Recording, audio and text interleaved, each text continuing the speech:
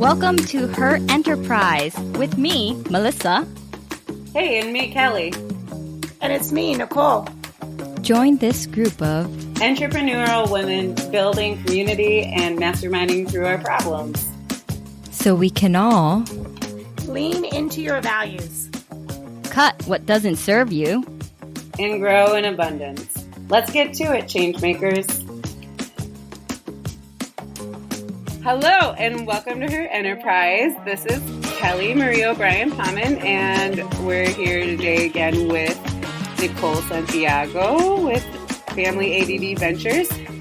Hi, everybody. And then Melissa Nugato with The Traveling Wallet. Can you say hi? Hey, how's everyone doing? All right, guys, I'm super excited about today's topic. Today, we are going to talk all about insurance, and we're going to talk about it with my kumbadi, Joanna Phipps, and kumbadi is like Greek for God family. And Joanna is with us, and she is a licensed insurance agent. She serves Michigan, North Carolina, and Tennessee, and she became a licensed insurance agent in August of 2015 when she joined Melinda Prince at Prince Agency Insurance in Caledonia, Michigan, after having been a freelance proofreader for 20 years and raising 5 kids. So she's amazing, you guys. She's wonderful at creating individualized plans for people's situations. She is also the person who introduced me to Tony, our tax friend, that everybody also needs to call. And she's just a fantastic, fantastic resource, and I can't wait for all of us to just get to know the wonder that Joanna is. So, Joanna, can you say hello and tell us a little bit more about you? Hi, everyone. You really talked me up, Kelly. I don't know that I'm quite that wonderful, so but I'll do my best. I sell individual and small group health insurance, mostly, also some life insurance. Here in Caledonia, Michigan, we can do it virtually. I don't have to travel to North Carolina or Tennessee, but I'm open to it. And I'm happy to help people figure out what their best coverage options are, because it's very individualized. So I'm happy to answer whatever questions you guys have. So thank you so much, Joanna. I want to ask you, what types of insurance are available on the free market? I know there's just so many, but when we're thinking about insurance, what are all the different types, or at least what are the types that you work with? Sure. First, let's start with the major medical insurance plans that are available. You can apply through the federal marketplace at healthcare.gov, or you can go directly through a carrier. The plans that are available, at least in our state, in Michigan, are exactly the same on and off market. Off market, you might be able to find some plans that are available by some carriers that are not available on market. And usually that's just because they're giving you a little bit lower premium because they don't have to pay the taxes on that on marketplace plans, or like they do on marketplace plans. But if you go directly through the marketplace, you have the option of applying for financial help through an advanced premium tax credit that might help you pay the monthly premium if you're eligible for it. And that's normally based on your income and tax household size. So depending on your tax household size, it's 400% of the federal poverty level for that size of your household that's on your tax return. So you might live with, 3 different families, but it's only who shows up on your tax return that helps determine whether or not you're eligible for a tax credit, in addition to your household income. And then, of course, the number of people asking for coverage, because maybe not all of them are. It just really depends. So that's where the differences start to come in between what's available to you through marketplace and direct through a carrier. While they might be similar, it's going to be, if your business suffers and your income is not what you expect it to be, so that you can no longer pay the full cost of that direct through the carrier plan, then you've got no option to apply for a tax credit, where you might if you were on the marketplace. So you might be paying full price at the marketplace, but if anything happens to your business and you need to lower your income estimate, that then qualifies you for an advanced premium tax credit. That can really be a major help in keeping your insurance in place and being able to afford it. And to further ask one more question about that, so I know that there's a closing time, like December 14th, I think was this year, that you couldn't apply anymore. If you're working directly with an insurance carrier, can you always start those plans? Is there not a time limit the way there is? And also, are those time limits by state? They're federal, right? By federal law, by December. Go ahead. Can you expand Right, on that? yeah. I don't know. Yeah, that's a good question. It's through December 15th. November 1st through December 15th is the open enrollment period where anyone can apply for health insurance through the marketplace or direct through a carrier. That would start then January 1st of the following year. I was asking if you go direct. I mean, I know if you have a qualifying event, maybe like a birth or something, but what if you don't have a qualifying event? It's always up till December 15th with either directly with the carrier or going through the marketplace. Is that correct? That's correct. Yep. It's the same time frame whether you're going direct or through the marketplace. And there are special enrollment periods. So if you lose your job, or if you lose, say you have Medicaid through the state and you get terminated from your Medicaid plan, if you have a baby or if you get married, any of those sort of things, we call them qualifying life events, will allow you to purchase or get on marketplace insurance. So those are pretty handy. And coming up, actually, starting February 15th of this year, the president issued an executive order stating that they're going to reopen the marketplace and allow people to have a special enrollment period from February 15th through May 15th, so that those who haven't yet gotten on insurance can do so. And it's related to the COVID issue, but wow, but that's so important. I've never heard that. I knew about the December 15th, but I had no idea that it was reopening. And I feel like that's such important information for everybody. It is. It's huge. And we only just found out this week that that's going to happen. Wow. So, yeah, that's a huge opportunity for people. It is. People who are already on Marketplace and want to adjust their plans can do so. So it's a special time for sure. They said that they're not going to ask for verification documents, because normally when you have a special enrollment period, you have to verify that special enrollment period. Exactly. Provide documentation. But they're not going to require that for this new one here from February through May.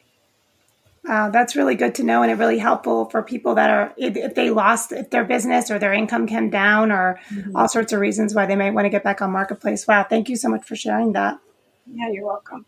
Can I say one more thing about what's available to you? So some people still don't qualify for tax credit, but they find that price point for a full cost Marketplace plan to be just too high.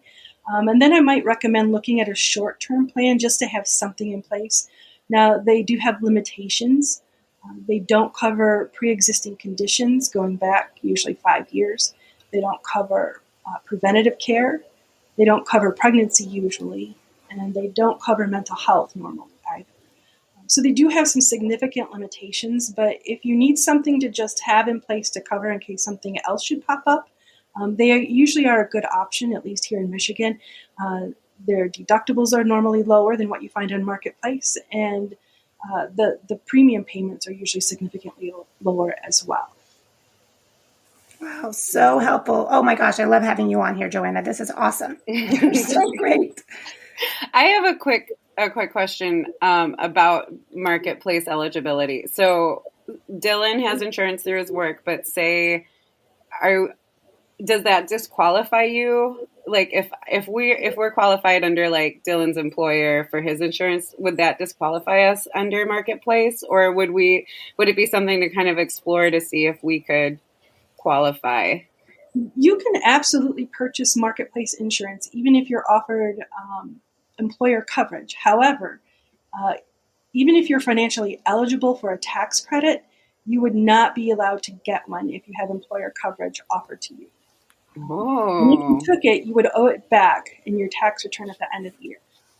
Tony wouldn't be happy with me. He Okay. definitely has bad news that he would not enjoy giving. Kelly. Okay, thank you. I've always wondered that. There are some instances where it is a lower cost option to pay full cost marketplace, but normally that's for a younger person. Say you're turning 26, you're coming off of your parents' insurance, and you now have to purchase your own insurance. If you're that young, you normally have to pay full cost, much below that 400% line, which usually around the 300% line of the federal poverty level. And so they could be making, $30,000 a year and still have to pay full cost at the marketplace. And that's usually a little painful for at that age. Their income's not really that high. But you could pay anywhere from $200 to $400 a month. Although,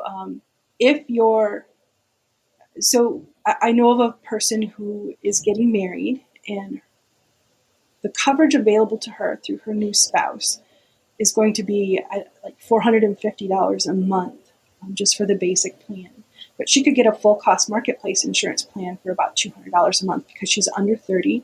So it would be a catastrophic type plan, but it does offer some coverages that are quite doable for much lower cost. So that's when you might want to consider a full cost marketplace plan over an employer plan. Cool. Could you talk a little, I love these like examples. Can you talk more about, like, say someone is going out on their own and they have a young family, and that's kind of the one thing that's holding them back. Do you have like types of coverage that you would recommend them to explore as far as like, okay, I have this side hustle and I would love to like venture out to it, but I am the insurance carrier. Like, what are some other options they can explore beyond their employer? Or what things would they have to consider? Yeah, we get that a lot when people are looking to leave their employer and go out on their own. And so then they're not going to have health insurance offered anymore to them. That's the big unknown. What is that number going to be, right? And it depends, seriously, on your zip code in the county where you live, your household income, okay, so not just the employee, but if both parents are working, it would consider both of their income. So it's the tax household income. And then the number of people that would be on the tax return, how many dependents do you have? And then how many of those people need coverage? For example, some families, the parents might qualify for Marketplace, but their income isn't high enough and the kids end up on Medicaid. It's very common in the state of Michigan for that to happen. So they might have Marketplace insurance for parents, and they might find that it's pretty affordable.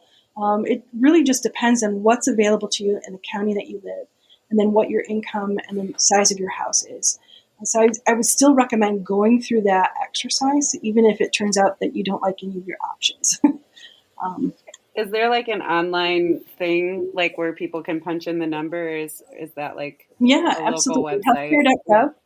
Yeah, healthcare.gov. You can go to that website and start with your zip code and just punch in all of the scenarios that pertain to you. Right? You can even look up whether or not your doctor's covered, whether or not your medications are covered, things like that. Cool. Awesome. And then if you want, it can be a little bit tricky when you're filling out the application because you're not quite sure what they're asking for. And then using an independent insurance agent like we have at our agency, we can do it a lot faster. We can help you understand what the ramifications are to the answers you're giving those questions and make sure that you're giving them the right answer. So this is what you do. That's what I do. That we would call you for. Absolutely. Okay. So your email is where I would start. Okay. Absolutely. You can email us or call us. And there's more than one of us. I'm not the only person here. So we've got 3 agents that work full-time doing this. And then we have a 4th that works as a support person at the moment. So yeah, I know, like we've heard before, like there's so many nuances that where people, especially with like Medicare, Medicaid, I always mix those up. But when someone's retiring and they might be like, oh, it's cheaper not to do this type of coverage. But then like later on if they want to add it, it's not cheaper. Like there's so many like little loopholes that it's impossible to kind of keep up with on your own. Right, right. Yeah. And then Medicare is a whole different beast. There are so many rules around it when you're allowed to, when you're first allowed to enroll in it, what you need to enroll in to make sure you don't have any penalties associated with your premiums for the rest of your life. There are just a lot of things to consider. And then there are different paths through Medicare that you might choose just depending on your different situations. But our help in helping you figure out how it works, the different paths that are available to you, whether it's under 65 or Medicare, our help doesn't cost anything to anyone. The insurance companies pay us to help their clients. So our help is always at no cost. It never affects your premium unless hopefully it's in a good way because we've saved you some money that you didn't know you could save. And then, they all pay about the same. So it really doesn't matter to us which one fits your needs best. So we're pretty fortunate that we get to help people without having to charge them anything. Wow, that's really great. And I'm sure, especially for people who are going off on their own, like all the little expenses add up. So it's good to know so that way they don't use that as a hill or a challenge to get over. They can just start dealing with it. There's never any obligation. We're happy to help people just figure out what their options are, and they're free to walk out the door and say, yeah, no thanks.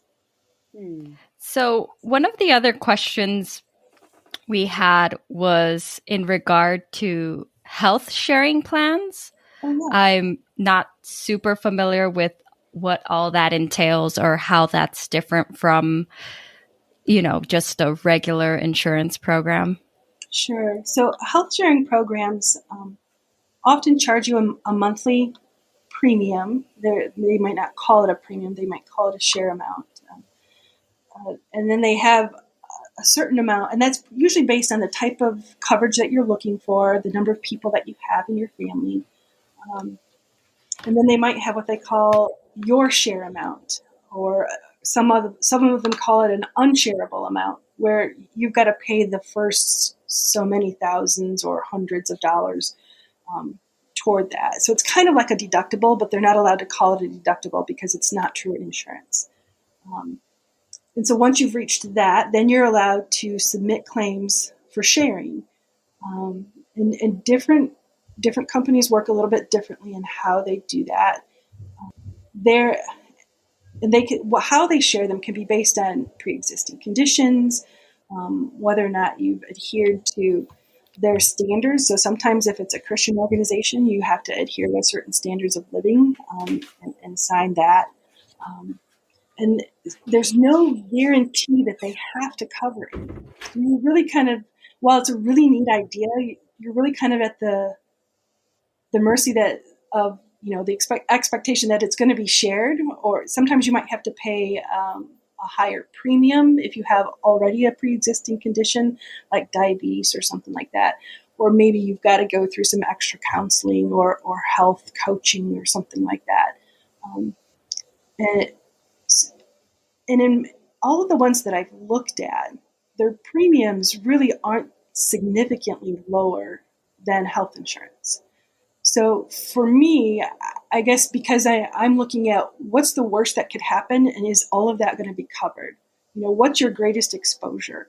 And if you don't have any guarantee that that's going to be covered by a health sharing ministry, I guess I would hesitate to spend all that money and then have no guarantee.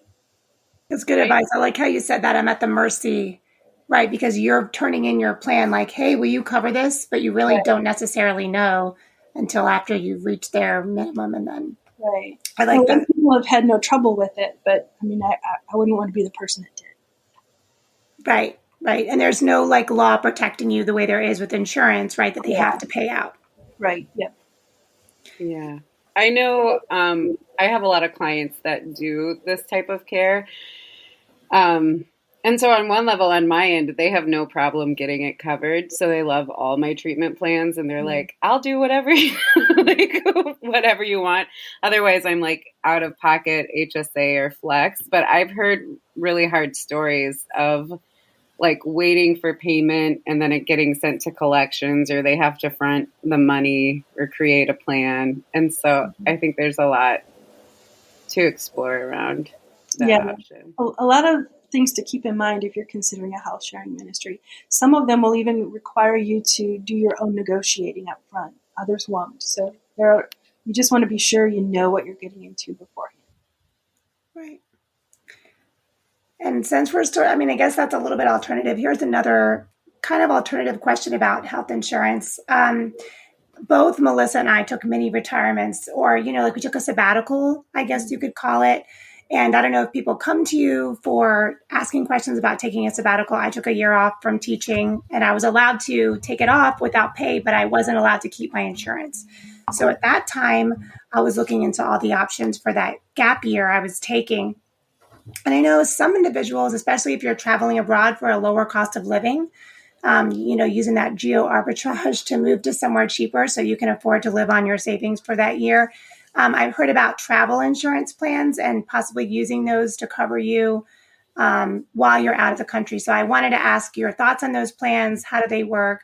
Do they work in the U.S. at all? All those different questions. It's just something that I investigated and looked into when I was going to travel for the year I took off. So I was interested in your thoughts on that, Joanna.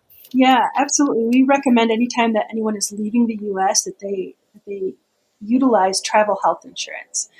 It's just easier to use out of the country and covers you better than what your major medical or Medicare insurance might cover you. And you can get short-term plans that will cover you only for 2 weeks or a month, and you can get long-term plans that will cover you, like you say, for a whole year. And we highly recommend that you purchase those if you're going to be traveling outside of the U.S. Yeah, absolutely. And there are some available to people who are coming to the U.S. From other countries so that they've got insurance while they're here in the States. They can purchase those. So it's kind of like travel insurance for those that are coming in. And that would probably be a good idea as well. Cool. Thank you. So just to, I guess, go a little deeper on that. So if you're traveling abroad and you have travel insurance, but then you come back, let's say, to the States and you're not employed yet, you're kind of in this gray in-between area, but it's not an enrollment period. Does travel insurance count or cover you? Or and you're talking about like maybe if you've been out for a year or so? Yeah. So let's say you're back in the state. And I'm not sure if there's penalties anymore. Maybe you can clarify that. Before there used to be penalties for not being insured. Right. So, yeah. No, at the moment, there are no penalties for not being insured at the moment. So that's a good question. And it would depend on probably the individual plan as to whether or not they're going to offer any coverage as you get back. I know that if you go short term and you come back, you have to actually already have a major medical plan normally to purchase a short term plan to travel outside the U.S. Or you have to pick a different type of travel insurance if you don't have any. And those I know end as soon as you get back. So I don't think there would be much coverage at all in the U.S. underneath the travel health plan. Are there like any other alternative things that we didn't cover as far as like options for people looking into business, like who might own a business or that are kind of the free spirits of the world that might need that might be options for insurance? I know. Sure. Yeah. Let me touch on a couple. Before we move on to small group, I'd like to mention something called a hospital indemnity style of plan. It's an indemnity style. So those operate on the basis of giving you a set amount per service. So whether that's a stay in the hospital or whether it's a trip to the primary care doctor, they're going to give you just a certain amount for each day or each visit, each service that you get. But you're not going to get any more no matter how much that service costs. So for example, if you have a hospital stay and it costs $10,000 a day, but your indemnity plan will only pay you $2,000 a day, you're still on the hook for that $8,000 difference. So that you want to watch out for those. Sometimes people will try to sell those or purchase those as a lower cost option, but it doesn't operate like normal major medical insurance, and you just want to be aware of that. And we kind of discourage people from doing that as their main source of insurance, just because it's risky. Now, small group insurance might be an option if you have more than one employee. So if you're venturing out and you've got at least one common law employee, someone who's not in your tax household, and neither one of you are going to be eligible for a tax credit through the marketplace, then it's normally a lower cost option, slightly normal, or I mean slightly less costly, to purchase a small group plan. And that's because they're all age-based, like marketplaces, and the full cost for small group is a little bit less than the full cost for marketplace. So that might be one reason why you might want to consider a small group plan, even if you're a very small group, like 2 people.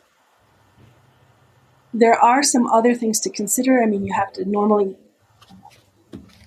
provide things like, your workers' comp insurance, your UIA reports, things like that you would have to give to the insurance company to verify that you are actually a small business that needs insurance and that you have the employees that need coverage.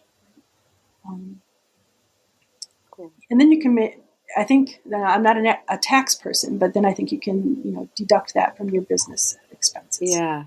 I know one thing I was really thrilled about. So I'm part of like the Small Business Association of Michigan. It's called like SBAM.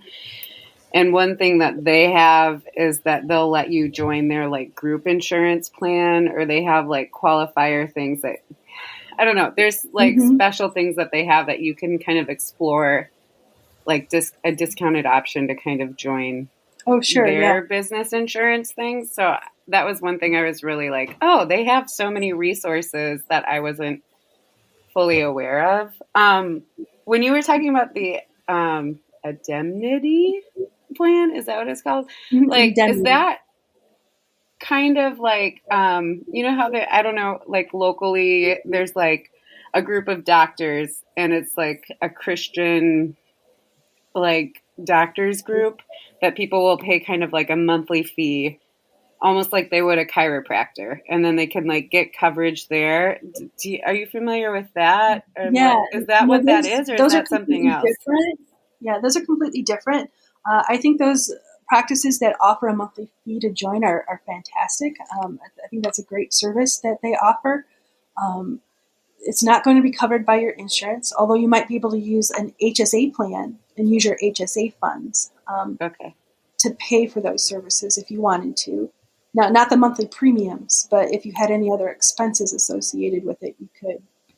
Yeah, I know clients I've had that have used that have often been like people who are in the country just for a short time and then like would leave again, or they're both self-employed and then they do it for kind of like general care. Yeah. The thing that's missing from that service is coverage for major incidences. So if you have a hospital stay or surgery, those are not going to be covered. And so you want to have some sort of major medical insurance, even if it's just a high deductible plan that hopefully is HSA qualified. And by HSA, I mean health savings account. Those are usually offer the lowest max out of pocket amount that you have to pay. So overall, you're going to pay less in premiums and less in out-of-pocket expenses. There's a lower cap on those plans than there is on other high deductible plans. And even lower deductible plans sometimes have a higher max out-of-pocket than those HSA qualified plans. They do operate differently, but they are the lowest cost option in a good year and a bad year. I really like the. Oh, go ahead, Kelly. Sorry. No, I was just going to say I always geek out about HSAs, and every time my clients use them, I talk about like the triple tax advantage, and I just go off like, about how great they are. But you could go, Nicole. No, I just love what you're saying and how much, you're really protecting families. I mean, one of my friends, her baby unfortunately was in the NICU for a month, and it cost $1 million. $1 million for 4 weeks of care in the neonatal intensive care unit. And I don't think people realize that you probably don't have maybe you do, but I don't have $1 million sitting around to pay if that happens. Mm-hmm. I do have a membership with my local San Antonio clinic, and I love it. They have way lower rates for all the processes, all the fees, like the basic stitches and all the different things that can happen. I have 3 kids, right? So I can go to the clinic and it's a really low flat rate for everything. And I love it because they give me a lot lower rates when it is something a little more major like x-rays and stuff.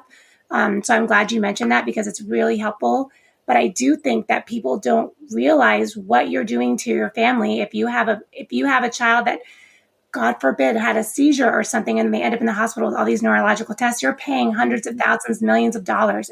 People don't realize how expensive hospital stays are. So I'm really glad that you brought that up because I think when we want to be, especially our show is for moms that are entrepreneurs. If you're going to go out and do this and then you end up with a $2 million hospital bill, you're sunk. Getting out of that is really hard. And I've seen it happen to families. One of my neighbors had a knee accident, a car accident, they had to replace their entire knee.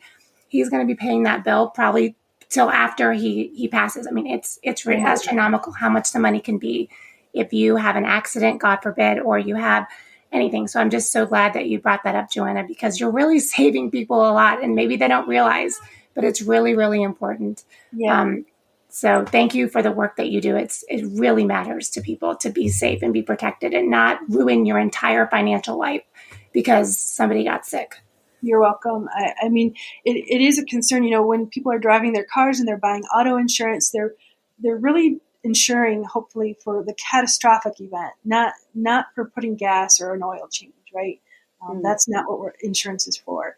And we kind of have the same view at Prince Agency. Your health insurance should be to protect you from the catastrophic events. I know doctor's visits and things and surgeries can be a little bit expensive as well, but then you've got those caps on the outgoing expenses for a reason on those plans, and so that you want to look at the maximum out of pocket on a plan. That's the most you should pay if you stay in network on your plan. So that's really helpful. And I really like how you also said stay in network because I remember I didn't have dental insurance at the end of when I was on my sabbatical, but we did a couple things. And I remember I went to the wrong doctor and didn't look at it. So something that should have been $125 was almost $1,000. And I just had to pay because we already had the surgery done. So you really have to do your due diligence too. And that's why I think, and it leads into our next question, how we do need to talk with someone. We need to talk to Joanna, right? We need to talk and connect and here's what I need. It's like we need to know all those options. And because you can do the diligence for us and you can get access to all of these coverage plans and you can talk us through them. I just feel like that's super important for our audience too. So I want to ask you, Joanna, first of all, is there anything else that we didn't cover that you wanted to share with us about insurance or alternative plans before we because people want to know how to talk to you too, right? So we want to get to that. But yeah, sure. One thing I might mention, I see on your list of questions here is about COBRA. COBRA is normally more expensive than marketplace insurance, even if you're talking about full cost. Now that depends because if you're older, if you're close to 65, then your COBRA coverage may be less costly than marketplace. But if you're younger, I would definitely say you want to look at marketplace over COBRA. And you've normally got 60 days from the date of your loss of employer coverage to make that determination. But once you sign the COBRA document, you're stuck with it until open enrollment in the next year. That would be the earliest that you could get out of it. Okay, so then if you do lose your employment, you said 60 days to decide whether you can enroll into the marketplace, or that's a qualifying event that allows you to try to enroll into the marketplace, or you can pick to go with COBRA. But once you've made your decision, either way, that's what you have to deal with till the next open enrollment. That's correct. Yep, you got it. And you do have 60 days from the date of loss, before and after the date of loss, to make a choice to enroll in marketplace coverage if you wanted to. I have like an aside that I thought about as far as like moms being like the caregivers in insurance, was like, I realized that I'm the one who always like takes my kid into the doctor and like says like, hey, I'm going to be the one that will like pay for this.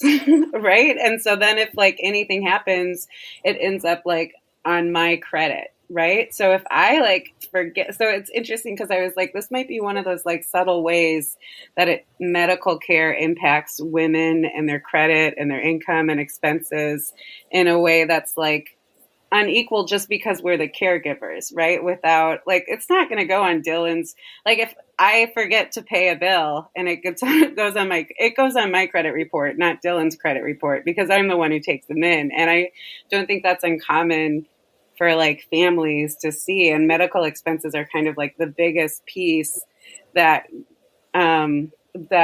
biggest reasons that bring people's credit report down, that limits their accessibility to capital, that limits their ability to like build stronger businesses and all of those different things. So that was like one other piece that kind of came to mind about like how important it is for women in business to be insured and have those pieces. And so, yeah, it's insurance you don't want to have to use. Thank you so much, Joanna, for sharing all that information. I know I'm going to have to go back and listen to this episode a couple times to like really digest, because I mean, from the sounds of it, there's a lot of options and they have different effects and impacts on what's possible or what could be your cost. So thank you so much for, coming in and talking with us today. Yeah. Where can we find you? I am at, my email address is Joanna, Joanna, at princeagencyllc.com. And that's PRINCE. And then also our phone number is 616-433-6636. And then if someone lives where you don't work, is there a place that they can find? Sure. Yeah. You can, where they can find insurance? Yeah, where they can find. So we can let them do it. Without where they can find. Yeah. That would be healthcare.gov, or, you can look for local health insurance agents. You could just Google it, or you can actually, healthcare.gov actually has a find local help tab that you can, maybe try to find someone there through that system that can help you. Awesome. Thank you so much. You're welcome. Thank you. Yeah, this is so great. Well, thank you so much for having me, and it was so nice to meet you and see your faces. It's nice to put a face to the name and the sound when I'm listening to the podcast. That's great. Thank you. Hey, Changemakers, thank you so much for joining us today for Her Enterprise episode 022, where we talk to Joanna about health insurance. I mean, wow. How many of us have felt overwhelmed when having to pick the right health insurance plan for our families? Even employer-offered insurances can be kind of difficult to manage. But if you're going off on your own and you have to then figure out everything else that's available, all the other options, it can be overwhelming. So I really hope that after listening to today's episode, you feel better prepared to get back on the market and figure out the right health insurance for your family. And guess what? With this episode, we are reaching the end of season 2 of Her Enterprise podcast. We really want to hear from you. Let us know what you're enjoying. What do you wish you could hear more of? And to do that, we're actually going to be recording our season 2 finale live on Instagram. So make sure you head over and follow us on Instagram at Her Enterprise, HERENTERPRISE. So come interact with us. Come ask us questions on Instagram on February 10th, 2021, between the hours of 3 and 5 Eastern time. We won't be on that whole 2 hours, but we'll pop on in between those 2 hours. So come on, come have a chat with us. Come ask us questions. Let's build community and let's all grow. Let's flourish. Let's rise. The ladies from Her Enterprise are a women's collective of knowledge, inspiration, and connection. We are change makers.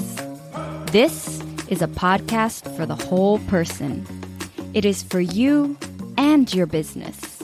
Let's grow, let's flourish, let's rise with Her Enterprise. Are you ready to be a change maker? Hit subscribe.